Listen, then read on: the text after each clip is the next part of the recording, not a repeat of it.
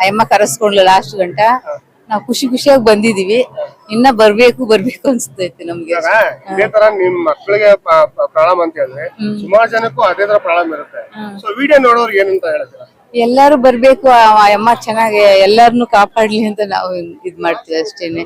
ಎಲ್ಲಾರು ಬರ್ಬೇಕು ಅಮ್ಮನ್ ಇದ್ ಮಾಡಕ್ಕೆ, ಒಂದ್ ಭಕ್ತಿಯಿಂದ ಪೂಜೆ ಮಾಡ್ಬೇಕು, ಒಳ್ಳೇದಾಗುತ್ತೆ ಅಂತ. ದೇವೇಂದ್ರನ್ನವರು ವಿದ್ಯಾಶ್ರೀ ಹತ್ರ ಅವ್ರೆ, ವಿದ್ಯಾಶ್ರೀನ್ ಬಿಟ್ಟು ಪೂಜಾನವ್ರು ಬಂದ್ ಮದ್ವೆ ಆಗ್ತಾರ. ಬಲಕ್ ಕೊಡ ಇಲ್ಲ ಹಿಡ್ಕೊಡಮ್ಮ.